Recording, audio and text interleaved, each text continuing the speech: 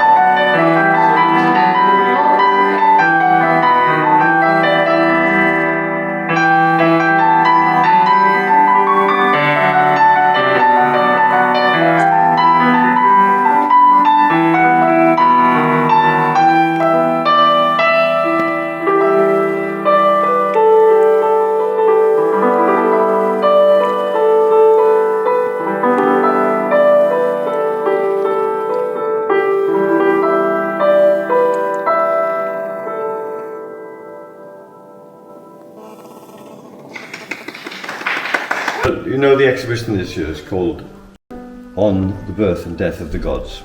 It's rather an academic sort of approach to the idea, the mythic idea of gods.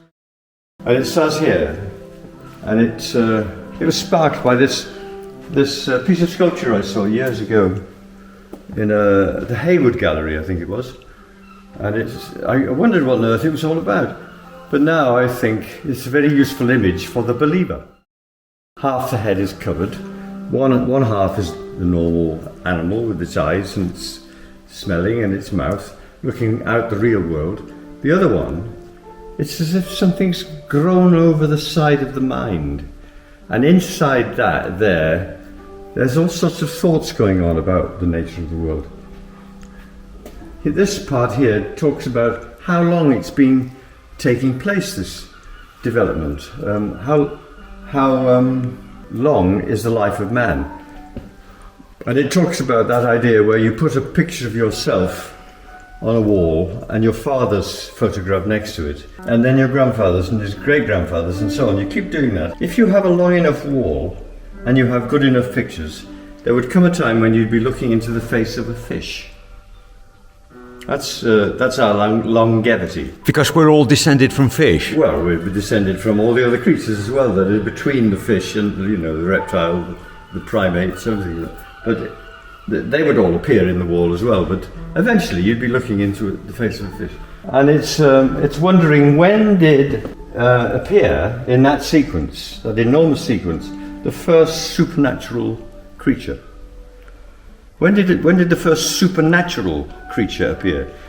And the answer is also part of the exhibition. This one talks about ancestor worship and how the idea of the god could have come from the selection. This is actually a drawing of a skull that was found in Jericho, post-pottery Neolithic, about 7000 BC. And it was obviously a revered ancestor that had been placed in the shrine, and myths would accumulate around it. There would be a lot of stories connected with it, and it could so easily turn into a kind of divine being. And this is talking about the gods who are not human in any way. Snakes. The snake. And some people hang things in trees for the spirits. Was that in India, Bernard? Yes, that one is in Hampi. It's just outside an ashram in Hampi. Wonderful place. A lot of paintings about Hampi is in here. And then that really is in the wrong order. The next thing is this one, and it's talking about hunter-gatherers still exist. Very primitive hunter-gatherers still exist in inaccessible places that have evolved an origin myth. Many, many origin myths have come into being, and they all about gods and spirits and how the world became into being. And language and memory are prerequisites for that. And of course that's when we see it. It starts round about the mid-Paleolithic. I've got some part of the exhibition where it explains that. It's the first ideas of a divine or a natural being, like a spirit or a goblin or a hobgoblin or whatever. They don't appear until language appears. So it seems like it's the sort of middle to the late Paleolithic that all those started appearing. And this painting shows the head filling up with these strange creatures that share his life, really. You've got the normal human being here, and you've got this shielded head full of ideas about hobgoblins and foul fiends and spirits, and eventually, of course, gods arrive. And this is what this is talking about. And then on this side... Is that the pyramid up there, Bernard? Pyramid? Oh. Yes, there is a pyramid in this one. Sacred architecture. There's Zeus. This is a bit about the gods who are now dead. No one worships these gods anymore. Look at these Neolithic gods and goddesses. And then you get pantheons where there are male and female together. And it's all to do with changing in social structure. So that's what this talks about. And then we come onto this side. And this one talks about Pandora's box. It talks about how the ideas of the gods escaped our heads through culture, through talking and dance and music. And so they spread around the whole world as human beings moved out of Africa. And they spread around the world. They took with them their origin myths and their various spirits and gods. And so the whole world was covered in these unnatural creatures. And over many thousands of years, some say 100,000 years, the population of these spirit dreamers, he's a spirit dreamer, spread out from Africa into almost all the regions of the earth. Anthropologists think that there are between 5,000 and 10,000 different gods still in existence around the world. And then along comes an important moment in the development of our thinking about these things, because Darwin published on the 21st of November 1859 The Origin of Species. And until that extraordinary insight into the mechanism of natural selection, it was impossible for us to understand how all this variety of living things exists at all. Why aren't they all the same? You know, why do we have such an incredible variety of living things? And it's because they evolved that way because of the changes in environment and so on. And so Darwin is given the pride of place, really. In academia, slowly at first, theology became relegated to a subject within the Department of psychology. And shockwaves of this discovery are still working its way through the religions of the world. So that's really the argument in this region and all the gods, all these things that I'm talking about, they all came out of our heads. There's a very good picture there that talks about that. This big painting at the end, you can see they're all gods and goddesses and divine figures, those. And they burst out of the head of that primate, whatever the primate was. It's a kind of summary of the whole. And then we come out to this large painting, and is Darwin in here? He is, yes, there he is. It's not very well painted, Darwin, but I mean to finish that off so it's more like it. Yes, he's there while Beatrice is offering to lead Dante up into the heights to see what's happened since the medieval. So Dante is emerging from the underworld? Yes. He went into the underworld, didn't he? With Virgil. Virgil was leading the way. He was a Roman philosopher. But he couldn't go into paradise with Virgil. He had to go with someone who was a Christian, according to the Divine Comedy. So she's taken over. She, in fact, is very important to him. And she's going to introduce him to all the figures that have been since he went into this inferno. Michelangelo, and then you've got Rutherford. What does it say on the book, Bernard? On Dante's book? Oh, it says, I did not know that death hath undone so many. It's a quote from T.S. Eliot, isn't it? And this painting as a whole, I know it's one of the largest in Wales, and it covers the entire wall and beyond. Yes. Starting with the Big Bang. Cosmology. Yes. It's a creadigaeth. You say it in Welsh, it's the creation story, but according to modern science. And some of these remain from the city as organism. Yes, that's quite a few years old now. This one will have to be put away. This is the stomach of a city. Well, it was a meat market, wasn't it? That you actually that actually existed, and you painted it from the meat market. Yes, in Athens. Yes. Yeah. And all these paintings have come from a trip to India that I made, where I was intrigued by these things called the gopura. They are the gateposts to the temple. Yeah. And there are layers and layers of symbolism. Extraordinary places. Right. And there is Göbekli Tepe, which you mentioned earlier. That's right, yes. There's a piece of sculpture. That's a 3D one, sculpture. Yeah.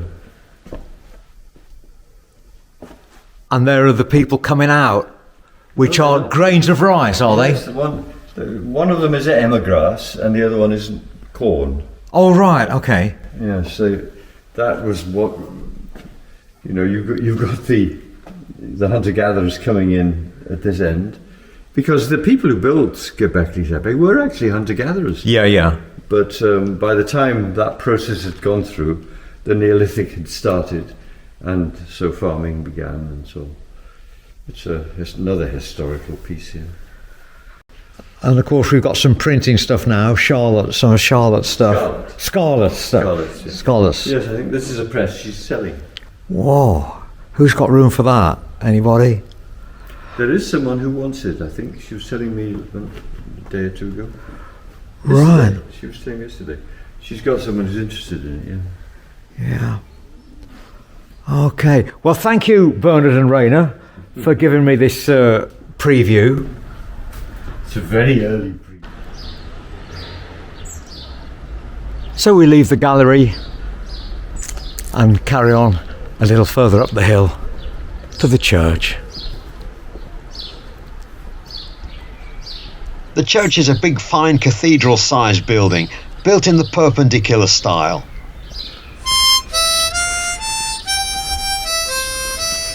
The foundation stone of the church was laid by Princess Beatrice, Queen Victoria's youngest daughter, in 1889. A couple of years later, there was a major setback during construction when the tower collapsed. However, the building was finally finished in 1895. Is it just me who thinks it seems somehow out of proportion to the size of our little town?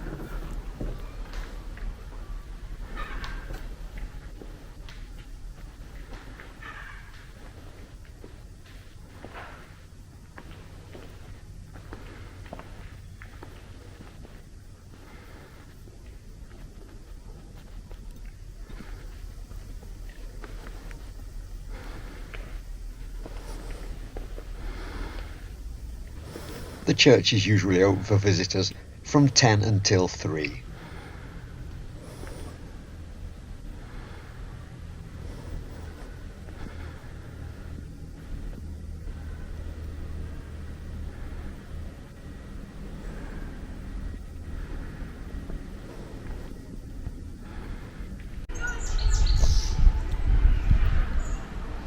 So we've just come up that road. The gallery, that beautiful old tree which was made safe a couple of years ago so it's not going to fall on the gallery, the church, and we're going up this road here, Gellfechan Road.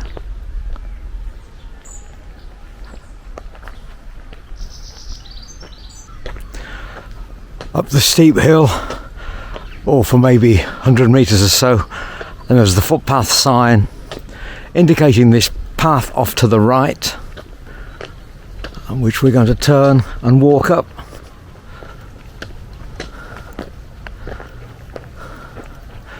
To the left of the private drive is where we're going. Up there. At the first junction of paths, we're going to go straight on here.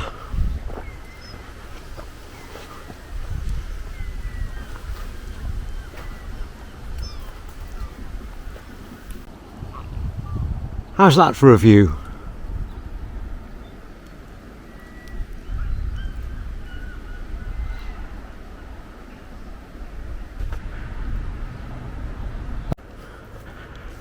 Here we're going to turn left.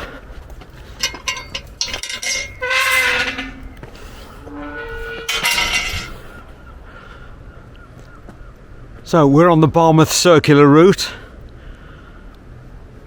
and the Ardudwy Way as well. Well, it's one variation of the Barmouth circular route. Just scared a rabbit up ahead. Beautiful hawthorn tree.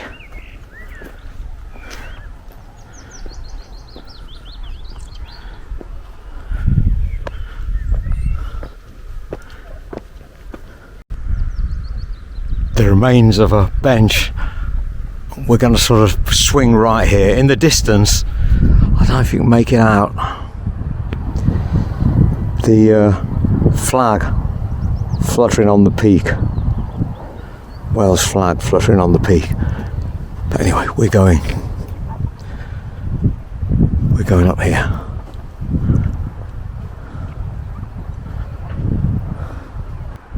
Let's take a look down the football field and across. In the distance, Little Peninsula, Bardsey Island. It's a little bit misty today, so not the best visibility, but still pretty amazing to look at.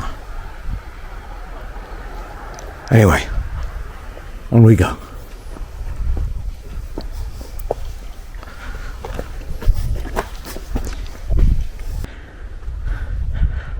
Zigzagging our way up.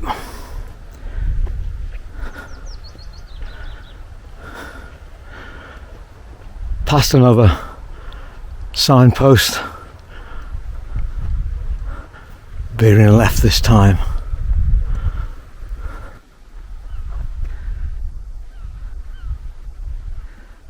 There's a story that J.R.R. Tolkien, author of Lord of the Rings, visited Barmouth, and the landscape around here is supposed to have inspired his writing of Lord of the Rings and The Hobbit. Now, Frank Coxey, the late Frank Coxey, the sculptor who lived in Barmouth for many years, told me that he'd read an article describing how Tolkien had travelled by train to Barmouth. But I can't trace that article. If anybody knows of its origin, please let me know. Could this be a hobbit hole? Maybe not. And I think this is an old manganese mine. Perhaps you can hear the water dripping.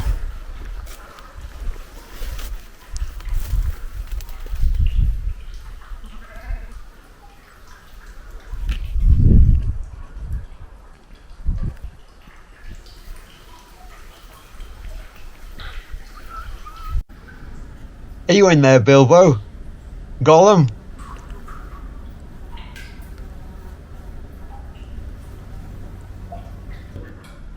Let's try the acoustics. Hello!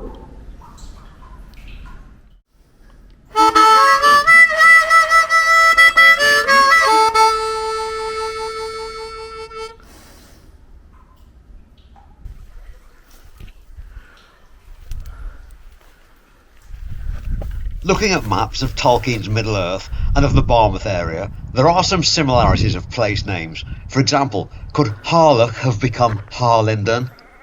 Could Sandpine have become Sarnford? Who knows? That's where we've come from.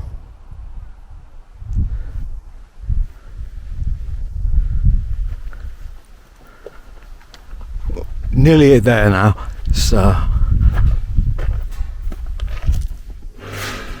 old farmhouse building coming into view.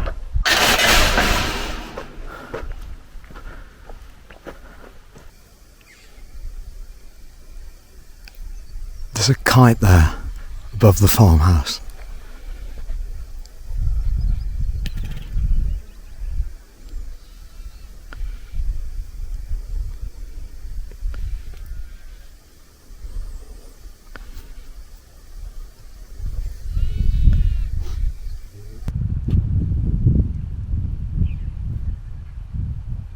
And here we are.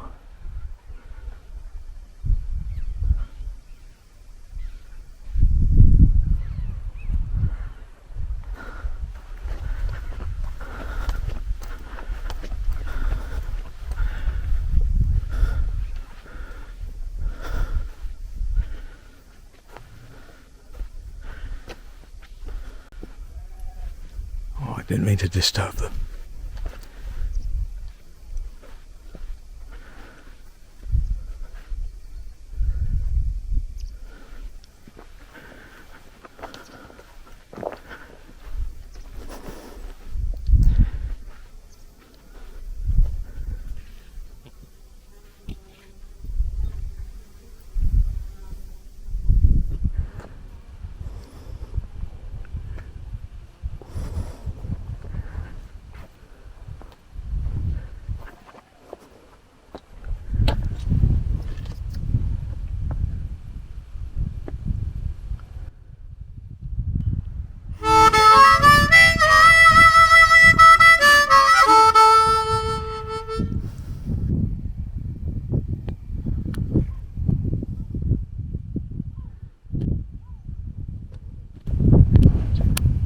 There is actually a book. I think it's called The Last Family of Gellfechan.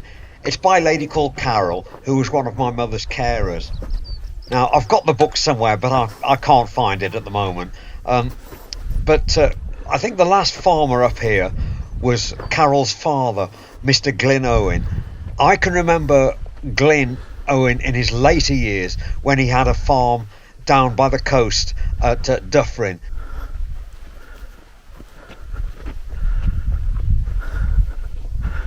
I think pretty much of what's in the book is available online at this website.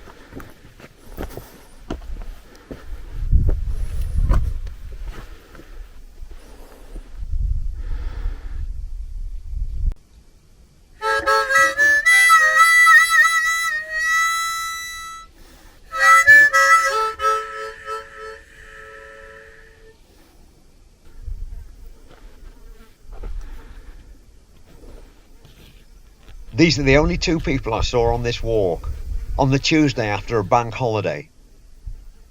It's actually very rare to see anybody up here.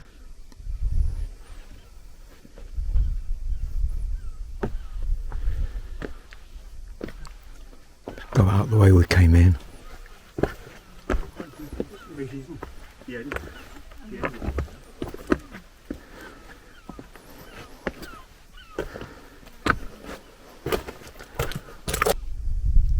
There's the kite again, or is it a different one?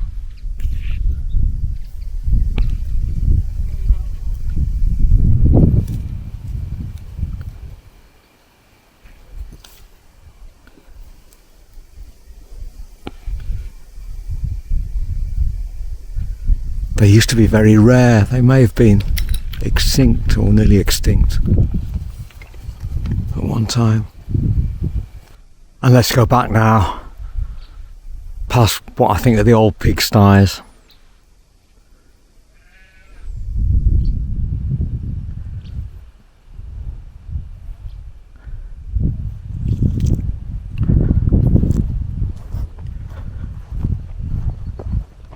Through there, back onto the track that we came up.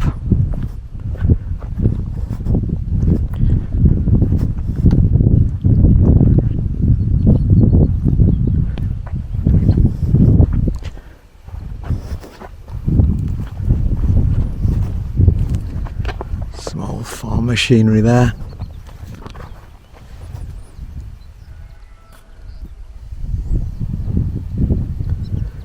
So I'm still getting used to this zoom.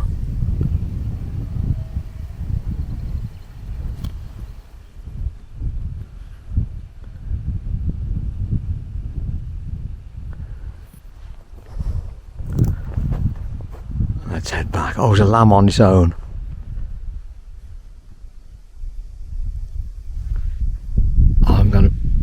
I don't want to drive him away from his mother. I'm going to go a different way, wherever his mother is.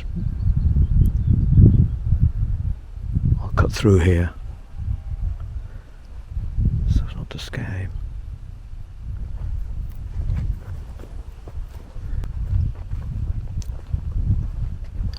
I didn't want to drive the lamb away from the other sheep, as mother's obviously in there somewhere. Anyway, we're heading back down now. And going the other way, the views are just as amazing. Perhaps even more so. Tide's perhaps gone out a little bit.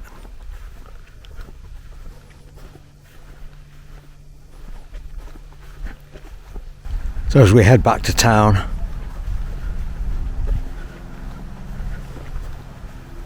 I hope you've enjoyed this walk as much as I have.